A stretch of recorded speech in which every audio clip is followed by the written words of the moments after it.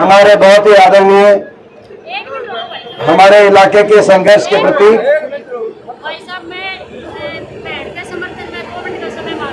रुक जाएगी बोलन देगी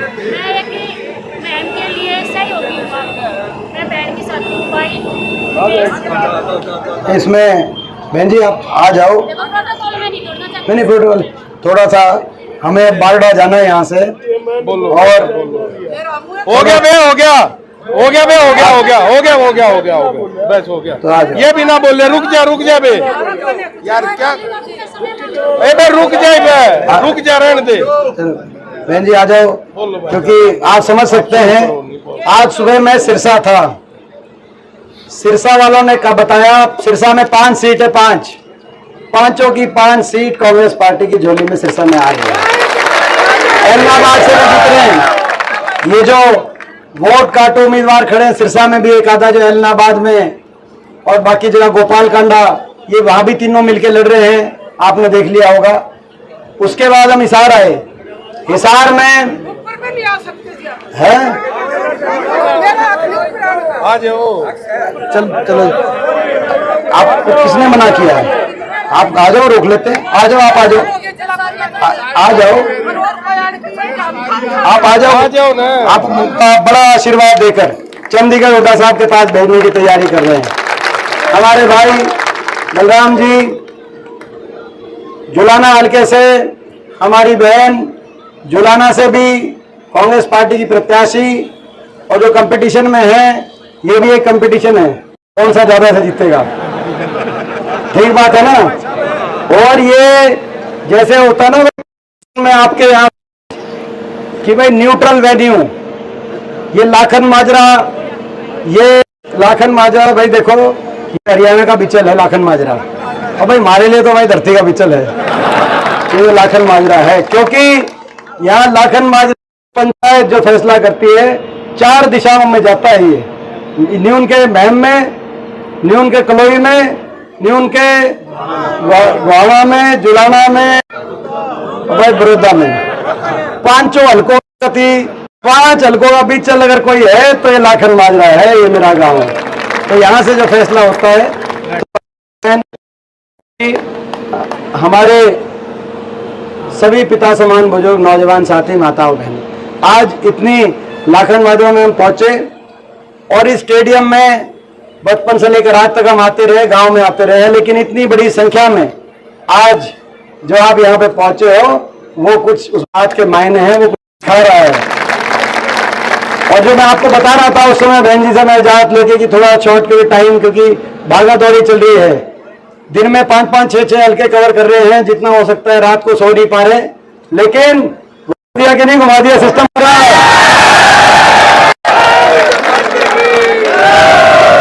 और ये जो कह रहे थे भाई जो बलराम बता रहे थे कि 10 दिन रह गए, 10 दिन मेहनत करो, मैं बधाई देता हूं 10 दिन के बाद चंडीगढ़ चलने की तैयारी करो। आपकी सरकार हरियाणा प्रदेश के कोने कोने से हरियाणा प्रदेश के कोने कोने से एक ही आवाज आ रही है, बीजेपी की ये सरकार जा रही है, हुड्डा साहब के नेतृत्व में कांग्रेस पार्टी की सरकार आ रही है। और आपकी जो लहर लोकसभा चुनाव में जो चली लहर, हरियाणा में 5-5 सांसद आए, बीजेपी से ज्यादा मत प्रतिशत कांग्रेस को मिला, बीजेपी से ज्यादा विधानसभा सीटों पे कांग्रेस को बढ़त मिली। वो जो लहर विधानसभा चुनाव तक पहुंचते पहुंचते लोकसभा में जो लहर चली थी वो अब एक सुनामी में परिवर्तित हो चुकी है। हर आप चारों तरफ नजर उठा के देखोगे तो आपको पता चलेगा बड़े बड़े किले ध्वस्त हो रहे हैं। इलाहाबाद में जाके देखो वहां कांग्रेस पार्टी जीत रही है। आदमपुर से मैं आया हूं आज सुबह, आदमपुर से मैं चुनौती देता हूं, आदमपुर में भी कांग्रेस पार्टी जीत रही है, चंद्रशेखर जी आगे जीत रहे हैं। और अब हम बारडा जाएंगे, बारडा से तोशान जाएंगे, चारों तरफ कांग्रेस पार्टी का पूरे प्रदेश में माहौल बना। क्यों? क्योंकि बीजेपी ने कितना नुकसान किया इस प्रदेश का 10 साल में। जनता को जनता ही नहीं समझा, हरियाणा को हरियाणा ही नहीं समझा। जो हरियाणा विकास, खुशहाली, तरक्की का प्रदेश हमारा था, जो हरियाणा देश में आपसी भाईचारे, प्रेम और विकास का प्रतीक था, 10 साल की बीजेपी सरकार के बाद वो हरियाणा देश में नंबर 1 बन गया बेरोजगारी में। देश में नंबर 1 बन गया आज हरियाणा नशे में, देश में नंबर 1 बन गया हरियाणा आज अपराध में, क्राइम रेट में। दिल्ली के 3 तरफ बसा हरियाणा, और केंद्र सरकार को संसद में जवाब देना पड़ रहा है जब हम पूछते हैं कि संसद में जो इस सेशन में हमने सवाल पूछा कि 28 प्रदेशों में सबसे ज्यादा बेरोजगारी कहां है, तो केंद्र सरकार ने रिपोर्ट कार्ड जारी किया हरियाणा प्रदेश की बीजेपी सरकार का कि सबसे ज्यादा बेरोजगारी हरियाणा प्रदेश में है। इससे ज्यादा दुख की क्या बात हो सकती है। हर आदमी को नजरअंदाज करने वाली है बीजेपी की 10 साल की सरकार, की सारी स्कीम सरकार। बाबा साहब भीमराव अंबेडकर जी के संविधान को हरियाणा में संविधान की हत्या करने वाली है सरकार। 750 किसानों की जान की कुर्बानी देने वाली सरकार। अगर इतिहास में कभी कोई आंदोलन 1 साल तक चला और 750 किसानों को जान की कुर्बानी देनी पड़ी, तो इस सरकार के समय ऐसा भी समय हमने देखा। ऐसी सरकार जिसने किसी को नहीं बख्शा, छोटे छोटे बच्चों को स्कूलों के आगे धरने देने पड़े, 500 स्कूल इस सरकार के अंदर 500 धरने चले। हमारे सरपंच बड़े, जब चुनाव आपने हुआ सरपंच को जिताया बहुत गौरव से और बड़ी आत्मविश्वास से, बड़े सिंगर के चंडीगढ़ गए सरपंच अपनी बात में, और सरपंचों का बीज आपने देखा। सरपंचों पे भी लाठियां बरसाने वाली है सरकार। कर्मचारी ओल्ड पेंशन स्कीम के लिए गए थे, उन पर लाठियां बरसाने वाली है सरकार। आदमी को आदमी समझने नहीं वाली है सरकार।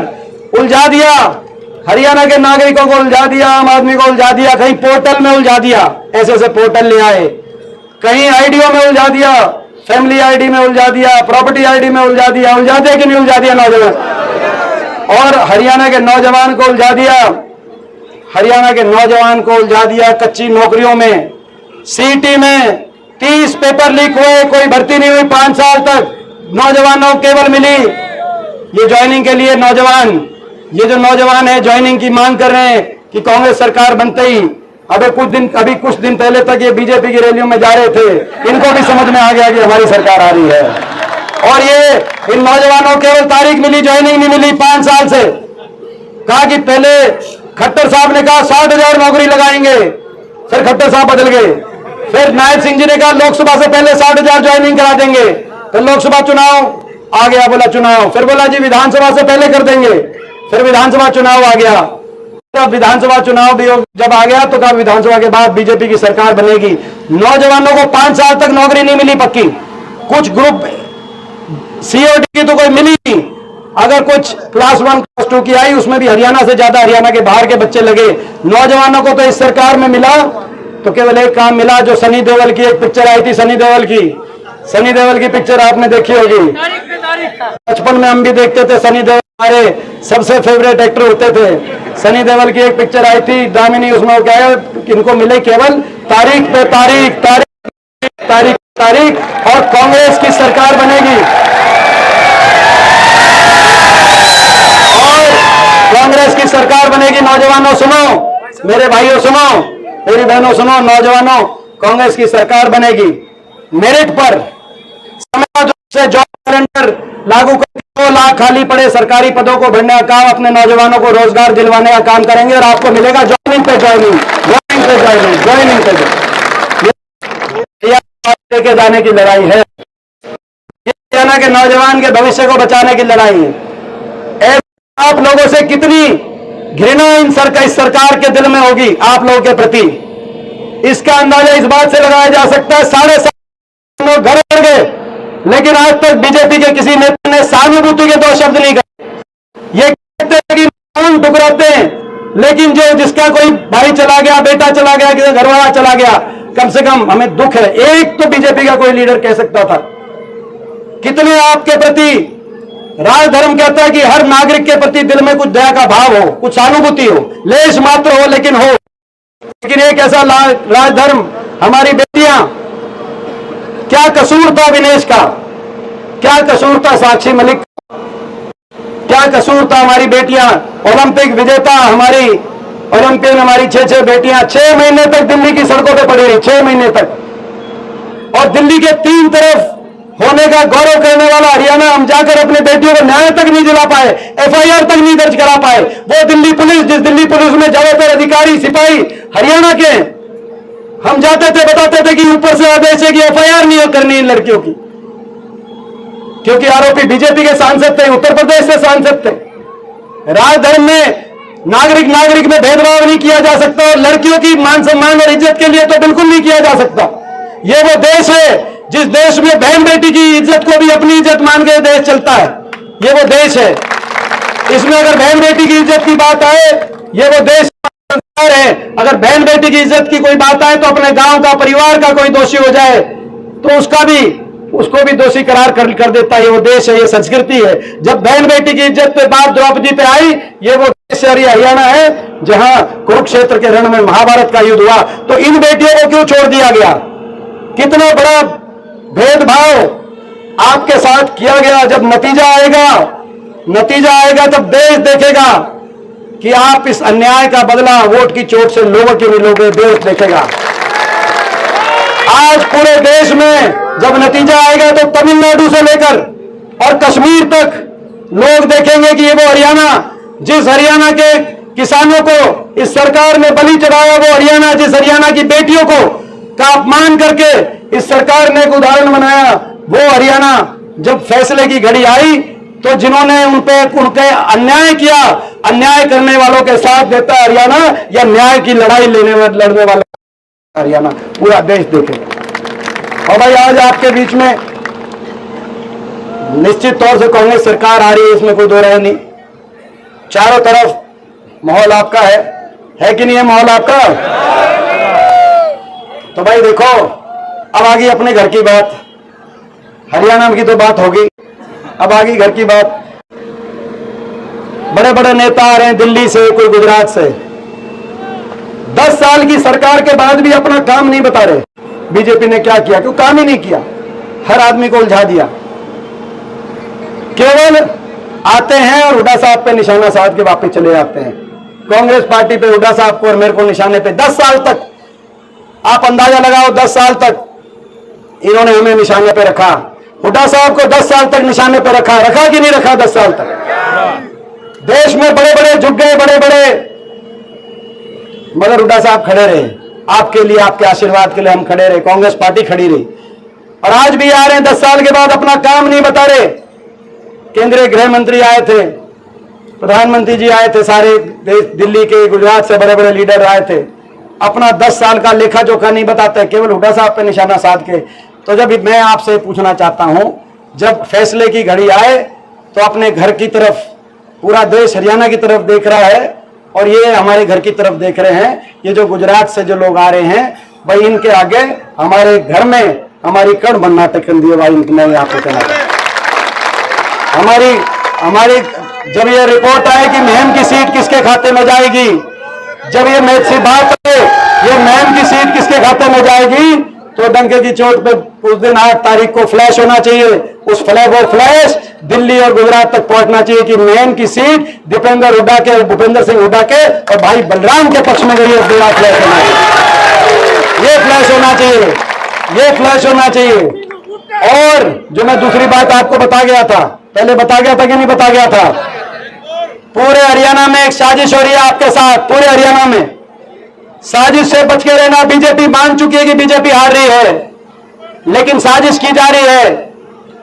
पूरे हरियाणा में वोट काटू उम्मीदवार उतारने का काम बीजेपी ने किया है। वोट काटू उम्मीदवार, समझ गए कि नहीं समझ गए कौन वोट काटू उम्मीदवार है? वोट काटू उम्मीदवार आपके बीच में आएंगे और आ चुके हैं।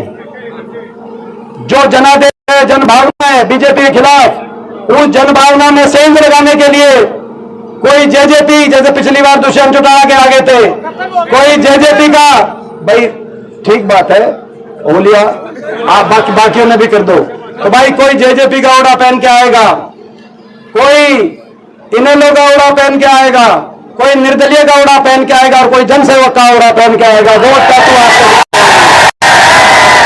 इन वोट काटू उम्मीदवारों का एक ही मकसद है कि कैसे बीजेपी को दोबारा से चंडीगढ़ के सिंहासन पर बिठाओ, कैसे बीजेपी को वापस पहुंचाओ। बहुत बड़ी साजिश हो रही है आपके साथ। कोई महम में हो सकती है, कोई बड़ौदा में हो सकती है, किसी हल्के में हो सकती है। मैं पूछना चाहता हूं, ऐसे साजिश करने वालों के साथ जो बीजेपी की बी टीम, सी टीम, डी टीम और फिसड्डी टीम, बीजेपी की बीसी टीम और फिसड्डी टीम, तो भाई ऐसी फिसड्डी टीमों का तो साथ नहीं दोगे। एक एक वोट जो मेरे भाई बलराम को जाएगी, वही एक एक वोट दीपेंद्र को बनाएगी। मैं आज आपके बीच में कहना चाहता हूं, एक एक वोट जो भाई बलराम को जाएगी, वही एक एक वोट उड़ा की सरकार लेके आएगी 10 दिन के बाद। ही मैं आपको कहना चाहता हूं। एक और भाई, जो साथी है मेरा, कोई मेरे से सहानुभूति रखता है, तो भाई वो एक एक वोट भाई बलराम को हाथ के निशान पर आप और दीपेंद्र की झोली में एक एक वोट डालने का आप काम करना है। ये लड़ाई 10 साल तक बहुत लड़ाई लड़ी हमने, 10 साल तक इनके साथ बहुत संघर्ष किया आपके बच्चों ने। हाँ भाई, ये टेक ऑफ का टाइम हो गया, ये कह रहे हैं अभी वहां भी जाना जरूरी है। ये जो अपना विनेश यहां से चुनाव लड़ रही है, इन्होंने अपना जो है ना, जब इन्होंने फैसला है तो ससुराल चुना, ये सोमवी राठी के मेरिड नहीं है। लाखन माजरा में भी आपका है जी, मैं बताऊं आपका है साहब, यहाँ भी अपने घर में आए हो, है कि नहीं है भाई? तो भाई लाखन माजरा गांव की ज्यादा जिम्मेदारी बनती है कि नहीं बनती? महम हल्के में भी भाई आपकी जो है ना, महम हल्के में पूरे हल्के की ड्यूटी बनती है। और जब आपकी बात आएगी, आज आपने जो अपील करी है, तो थोड़ा सा भाई हमारे कैसे जान मान लेना और बताओ। और भाई तुम्हें इन्हीं शब्दों के साथ ज्यादा बात की हमें, अगर हम टेक ऑफ नहीं किया हमने तो बाढ़ आ जाना हमारा मिस हो जाएगा, जो बहुत जरूरी है वहां भी जाना। बताओ भाई, लाखन माजरा गांव देखो, बाकी तो पूरा हल्का ही, ये अपना जो गांव है भाई, ये लाखन माजरा गांव में आज हम आए हैं सारे तीनों मिलके आए हैं भाई। हल्के में 1 नंबर पे जिताएगा लाखन माजरा गांव बलराम को, ये बताओ भाई।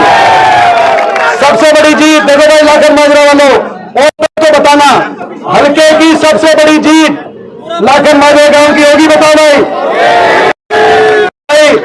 मैम में ज्यादा जिताओगे या जुलाना में ज्यादा जिताओगे? ये काम कर देना आप ये काम कर देना, मेरा मैम से साथ दे देना आप, और बड़ी जीत आप मैम से करा देना। चंडीगढ़ में आपकी सरकार 10 दिन के बाद हम बना देंगे। बहुत धन्यवाद। सरकार में सब हर वर्ग के फैसले करेंगे।